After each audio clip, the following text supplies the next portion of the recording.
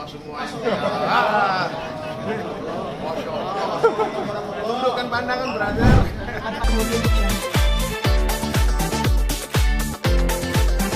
Tapi kemarin sempat ada ketika sidang perdana mediasi itu akhirnya pihak sana mencabut gugatan itu sendiri. Kamu seperti apa perasaan kamu ketika pihak sana mencabut dan besok kabarnya pihak sana mau mengajukan lagi gugatan hak asuh anak, sedangkan tadi yang kamu bilang anak-anak itu adalah golden yang memang lagi masih masa pertumbuhan mereka. Kamu tanggapannya seperti apa sih?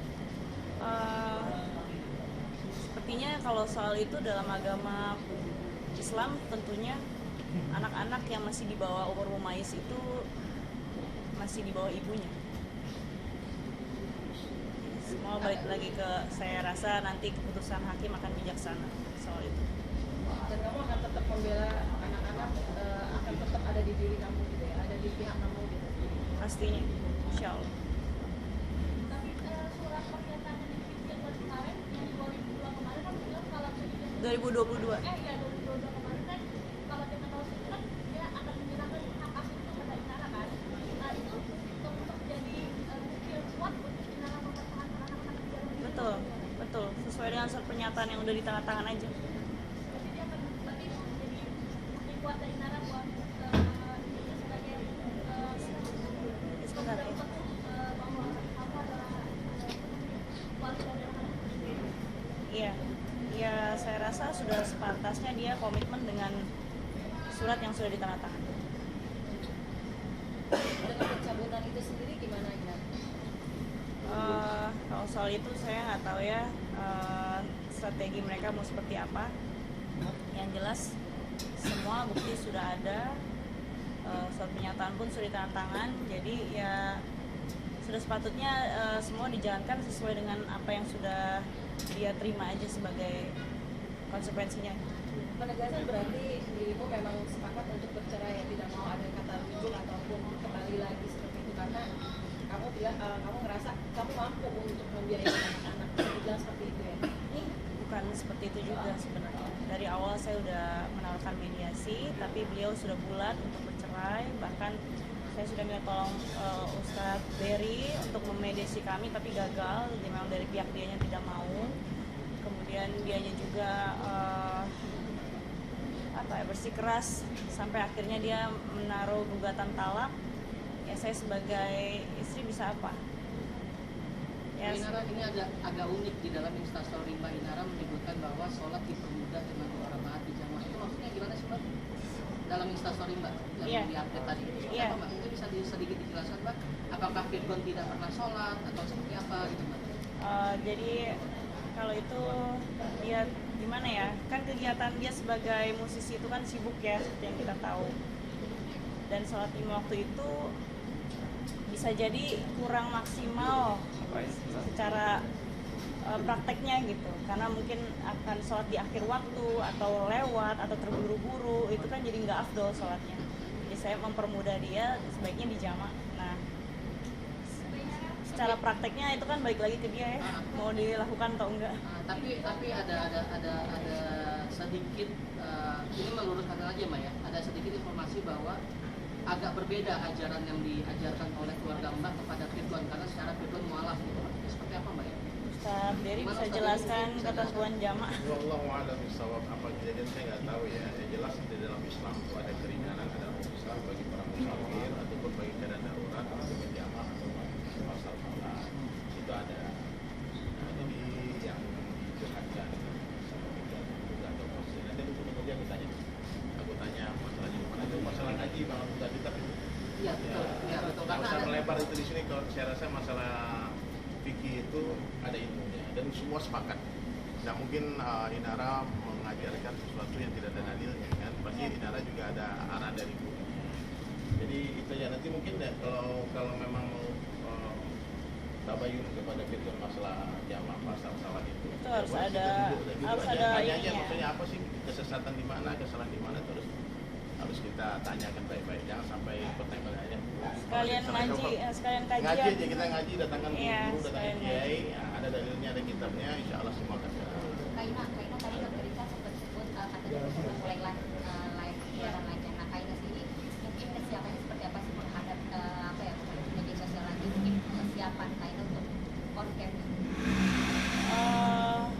udah lama ya, sekian lama maksudnya aku jadi ibu rumah tangga yang bener-bener ngurusin rumah dan anak aja gitu, jadi emang agak sedikit gugup. Cuman karena sebelumnya memang basic aku juga di entertain, jadi insya Allah nggak akan butuh waktu lama lah untuk adaptasi, insya Allah. Kayaknya mengenai program sendiri, kalian itu mengharapkan sempat atau mungkin apa sih maksud dari pembeberan dari sholat telat sebagainya itu sendiri? Apakah ada masih ada perselisihan antara kalian dan Ya sekarang kalau secara akal logika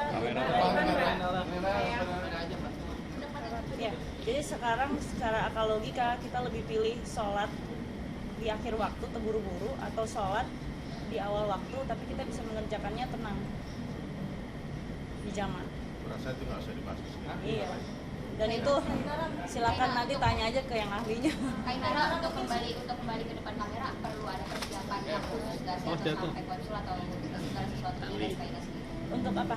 Untuk mau menghadap ke publik lagi. Kembali ke dunia entertain maksudnya. Oke. Kalau soal itu nanti dari Ustadz Dery bisa jelasin. Siapanya gimana udah. Jadi begini, mohon maaf ya sebentar, saya biar bicara sedikit ya masalah kenapa saya duduk di sini. Ini nggak ada hubungan dengan Dr. Richard sebetulnya. Ini nggak ada hubungan juga dengan Athena, tapi Inara bernikah itu ada hubungan dengan saya dan istri dan keluarga, dengan Dati Jodan. Jadi dulu Inara dan Virgon datang ke rumah dan Virgon curhat tentang kegalauannya istri sering digodain orang karena terlalu cantik. Nah, maka aku bilang orang terlalu cantik itu mungkin lebih baik ditutupin aja kecantikannya. Udah, dia yang nyuruh aku pakai iya, nikah. disuruh kan dia. Akhirnya disuruh dan waktu itu kita pasangkan beberapa tahun yang lalu. Kemudian setelah terjadi persoalan ini, Inara menghubungi saya gara-gara Virgon menyuruh dia membuka cadar. Aku nggak percaya awalnya, masa sih Virgon kan dia yang senang, dia yang menyuruh, dia yang suruh buka. Nah, aduh, kayaknya ini lagi ada persoalan rumah tangga, aku mau ikut campur. Aku pergi umroh, ternyata viral kan. Subhanallah, aku tanya langsung Virgon, brother, benar gak antum suruh Ina buka cadar? Dikatain betul kan dah. Aku kayaknya pengen Ina seperti biasa-biasa aja, biar nanti keluarga juga bisa melihat kecantikan dia, bukan buat aku aja.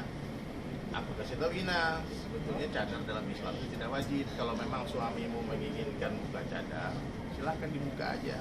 Cuman Ina nggak mau buka karena dia pakai karena Allah bukan karena suami katanya. Buka apa? Aku nggak mau buka katanya. Dia begitu, gitu. Jadi lah percekcokan masalah cadar juga ada. Kemudian setelah masuk gugatan cerai dari pihak Bang Virgon, Ina ke rumah, dia curhat, nangis, peluk-pelukan sama istri lama banget.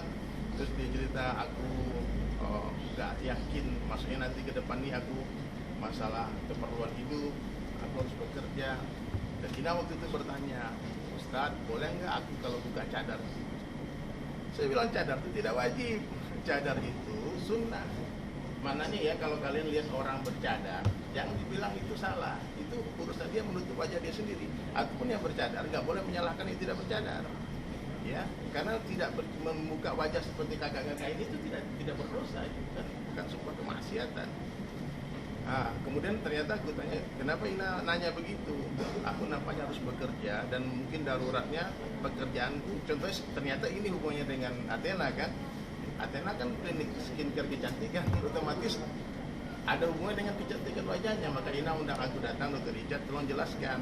Tolong nanti netizen yang melihat Ina, kalau suatu hari lihat Ina membuka niqabnya, cadarnya, kalian jangan bully. Karena itu bukan sebuah kemaksiatan. Itu hukumnya boleh-boleh saja. Bukan dianjurkan ya, tapi boleh. Jadi kalau Ina bertanya, boleh nggak aku buka cadar? Boleh tanya, silahkan istikharah aja. Karena untuk memakai itu tuh perlu iman yang kuat. Banyak hal yang harus dia korbankan. Nggak boleh ke sini, nggak boleh ke situ. Tapi ketika nanti Ina mungkin membuat keputusan dia membuka wajahnya, silakan, ya, silakan lakukan itu karena Allah. Dia kalau Ina merasa harus dipakai, kalau merasa dibuka, dibuka. Gitu.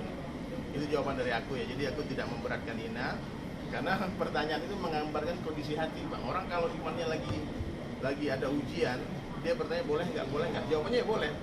Tapi kalau nanya gimana sempurnanya, ya sempurnanya ya ditutup benar. Kalau perlu seperti yang di Arab sana maka pakai purda kan, matanya pun nggak nampak, khusus untuk suami saja.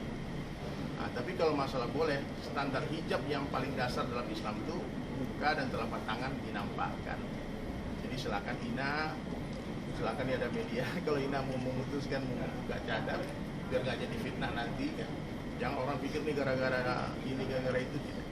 Nah, jadi Ina lakukan nih karena Allah. Jadi kalau Ina mau pakai, kalau Ina mau buka.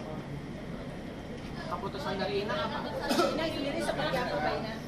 Dengan akhirnya apakah ini juga salah satu ketika memang diberi tanggung jawab untuk menjadi salah satu brand ini sendiri, akhirnya ikhtiarnya itu seperti apa, ingin membuka itu sendiri? Dan kapan? Jadi begini, aku memutuskan untuk kembali kerja demi anak-anak kan. Jadi ada unsur darurat di sini, darurat. Jadi oleh karena itu ya aku harus membuka cadar. Jadi mudah-mudahan teman-teman media semuanya, netizen gak berburuk sangka gitu sama aku, karena aku juga berjuang buat anak-anak aku. Itu harapan Ina undang aku di sini untuk menjelaskan hukum hakam tentang nikah ya. Jadi ulama kita hampir semua kiai-kiai pun punyai tidak bernaik nikah ya. Jadi ini adalah hal yang dibolehkan. Ya. Jadi jangan sampai ada kemudian yang akhirnya malah bikin kalian semua berdosa. Boleh saya buka? Silakan Ina mau buka silakan. Tafadhol silakan. Ina sekarang mau buka Izin saya buka ya. Bismillah, saya buka karena Allah. Saya pakai karena Allah, saya buka karena Allah untuk menghidupi anak-anak saya. Bismillah.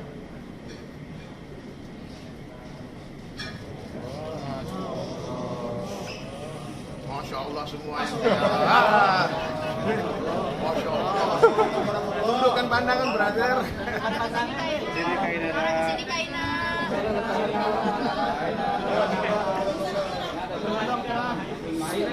Pakai lagi kayaknya Ada rasa berat hati nggak melepas nikah? Berarti sudah siap mental untuk Ina tadi Umi Jodan nangis tuh. Jadi gimana nih? Iya udah peluk. Ya, doakan Ina. Karena dia masangin dulu. Nah, sekarang buka nggak apa-apa ya. Pokoknya doakan Ina nanti suatu hari bisa lagi di rumah lagi dan dia bisa bernikah lagi. Amin. Allahu Akbar. Saya siap. Siap apa?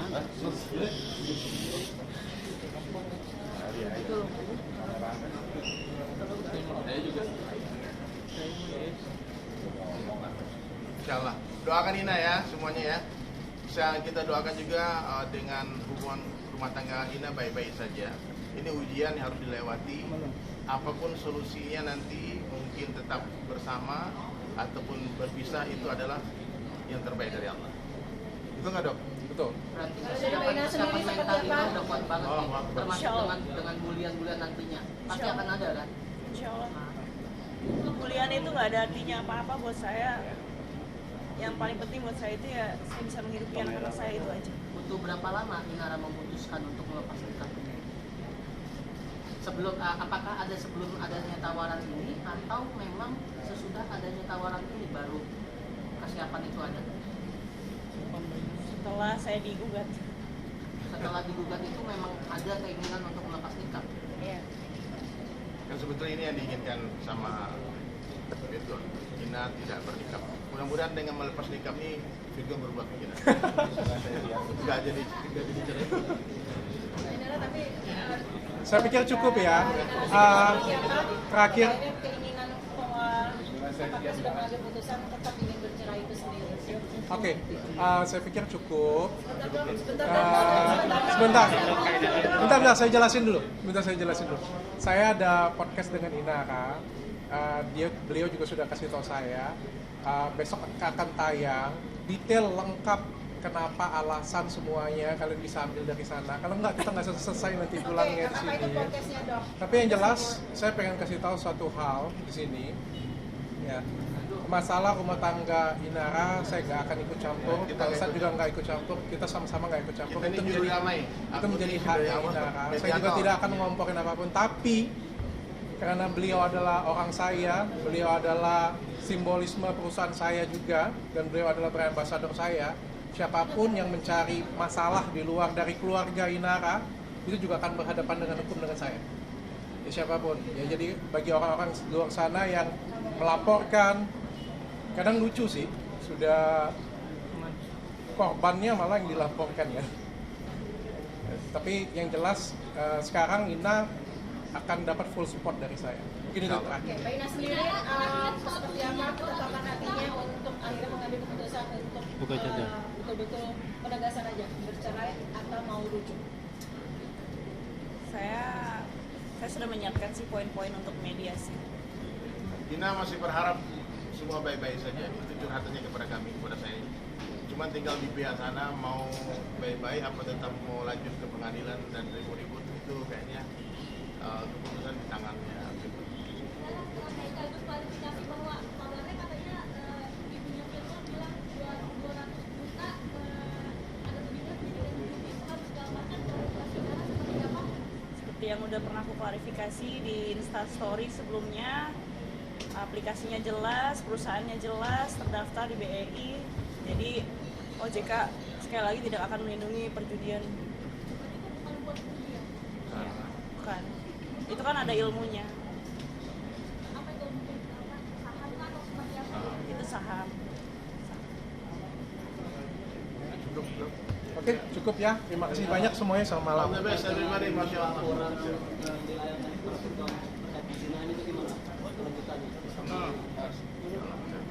Ya kita tinggal tunggu aja proses hukumnya. Tapi soal buktinya sendiri, Inara punya bukti kuat nggak sih? Kan katanya kan kalau kita itu harus punya bukti yang kuat di segala macam. Nah, Inara sendiri apakah ada bukti-bukti seperti itu? Pastinya ada. Kalau nggak ada, saya nggak akan bisa bikin laporan polisi. Betul ada video? Nanti bisa kita lihat sama-sama aja hasil akhirnya bagaimana proses hukumnya. Berarti bukan membayar